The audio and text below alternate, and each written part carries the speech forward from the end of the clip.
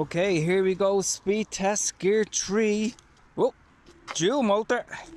Oh, boy. Oh, a lot of wheel spin on this.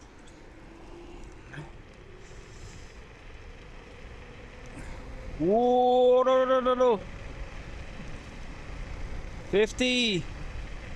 Slow down, slow down. Oh, no.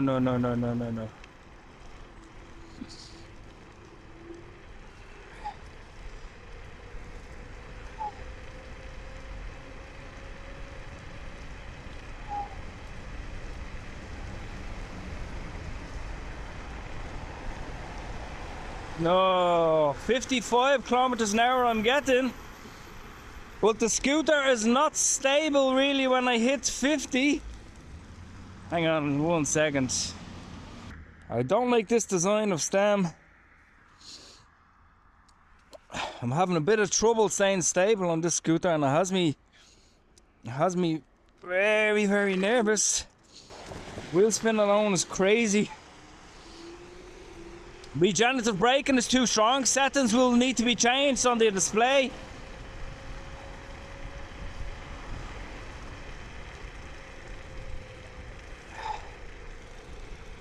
Yeah, I don't want to really go any faster, to be honest, on this. It's just not stable enough.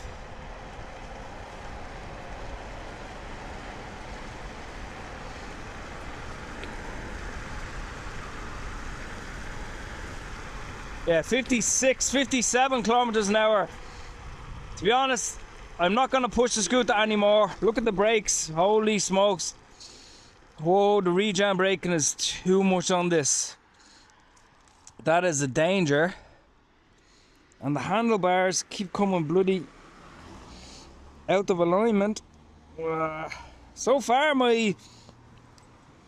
I'm not happy with the... If you just take a look at that there, that's so small and narrow. And the frame, I don't know, there's just something about the scooter that it reminds me of. Let me try and go again. It reminds me of the Angwatt Q Power 2 I had a while ago. Whoa, whoa, jeepers, man. And that was not stable at high speeds because I had the frame design and the handlebars are too narrow.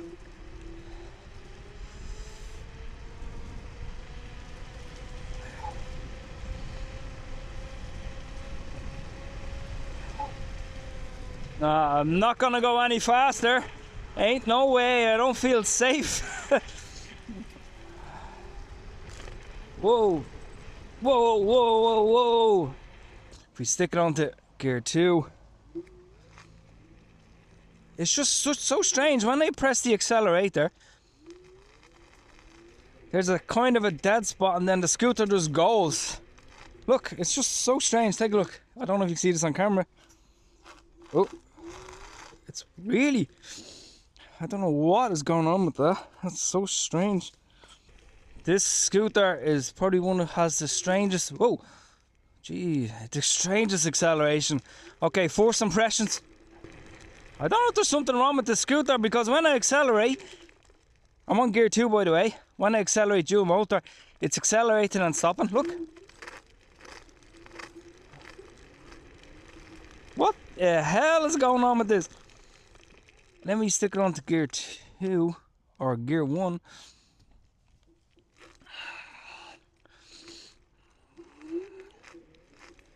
Whoa! There's something going on with this scooter. I haven't got a clue what it is. Why is the acceleration doing that? That's so strange. I've never come across that. Whoa! Whoa! Whoa! What the hell, man? I have a feeling there's something wrong with this scooter, and this is brand new. Could it be the controllers? Could it be settings? Just just take another look. Oh. No, there's something weird with this. Stick it on to gear 3. Whoa! Gear 3 doesn't have the start stop feature. Whoa. Yeah, there's something wrong with gear 1. There's something wrong with gear 2 on dual motor. Let me just stick it on to single. If we stick it on to single, does it do the same weird start stop feature? Okay, let me just eco. Okay, exact same on eco. Okay, let's sum up my first ride. Speed is a bit too much because the scooter's not stable. There's something wrong with gear 1, gear 2. It starts stopping. I'm not sure what the hell is going on there. Regen braking is way too strong straight out of the box, so you will have to adjust that. One thing I can say is actually the suspension is it's nice and soft. It's spongy, so that's one of the good things about, you know, the suspension on something like this. The scooter as well is quite big in person.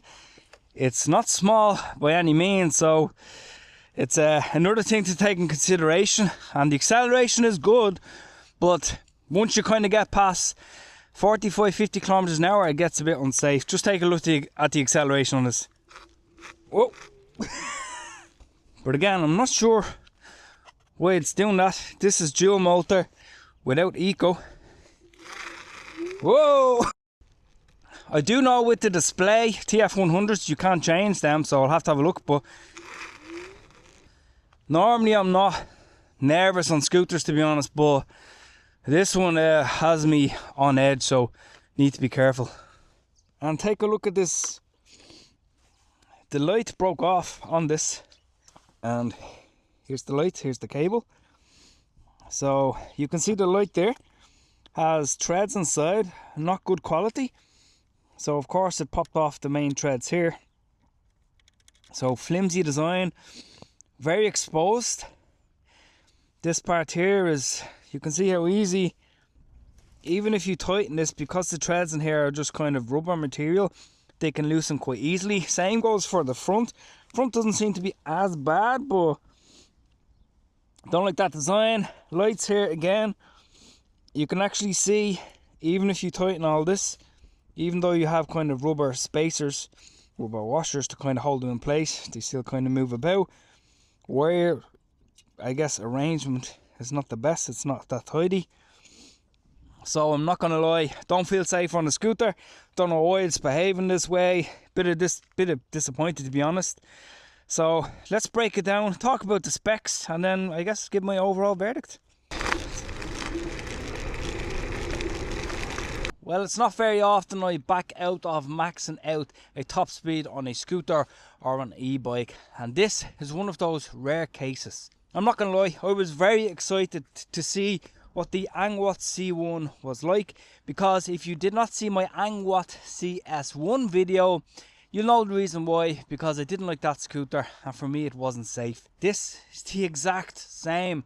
It's disappointing. I'll talk about what I like first of all, then I get into what I don't like. What I do like about the scooter is the suspension is actually not too bad. It's soft, it's spongy, ain't a lot of noise there at all, so no complaints there. The scooter does indeed have my favourite, let me just show you, it has my favourite tyres, which are basically the 10-inch by 3-inch hybrid tyres that give very good grip, so quite happy with that.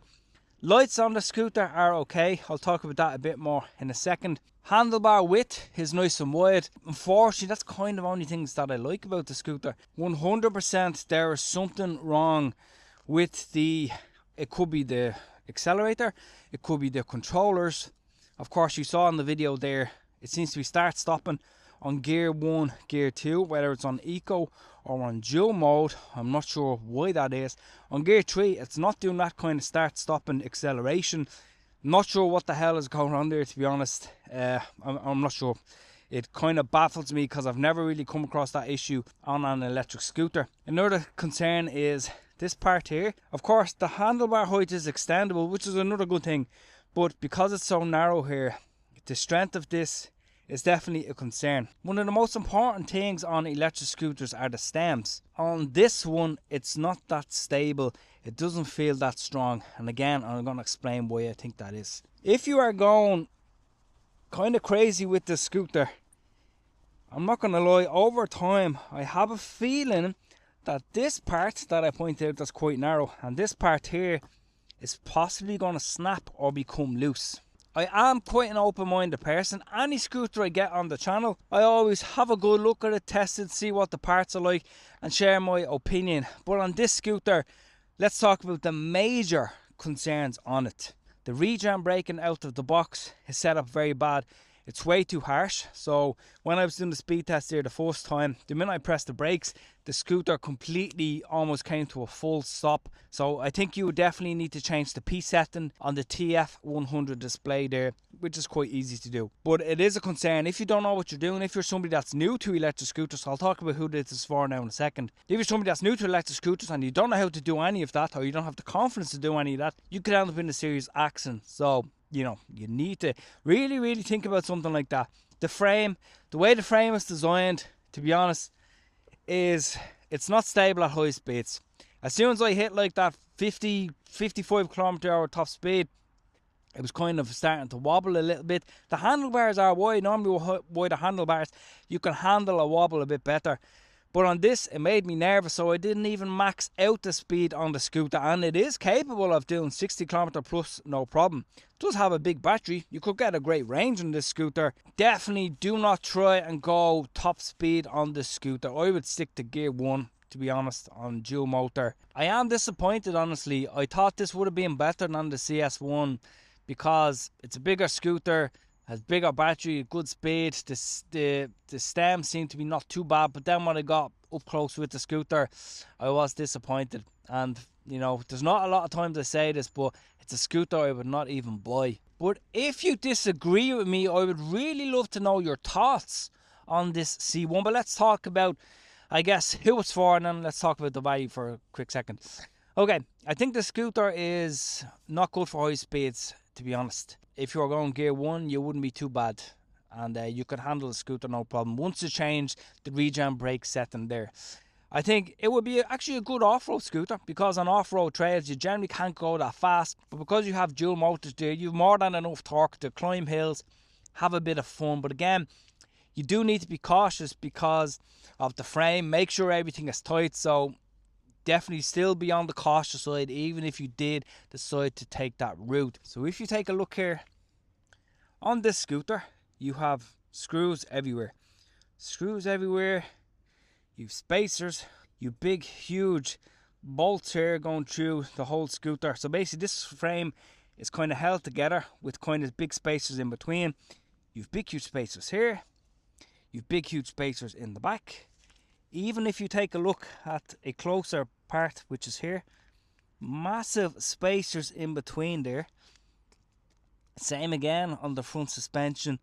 Again, more nuts, more bolts there. And that is a bit of a concern, because I don't like scooters that kind of have all these screws here. I did check every one of these screws, by the way, and they are nice and tight, but over time I have a feeling they're going to become loose and they might give you an issue. And in case you didn't notice, I already broke the back light on the scooter, because that is the footrest right there, and I did put my foot, so that is now completely broken.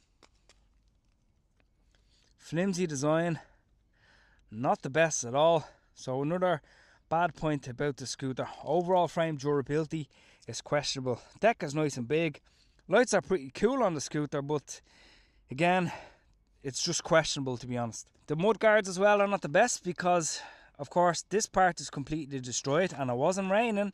It was raining earlier, but the water was just completely splashing up from the front wheel all up here, destroying my clothes, destroying my shoes.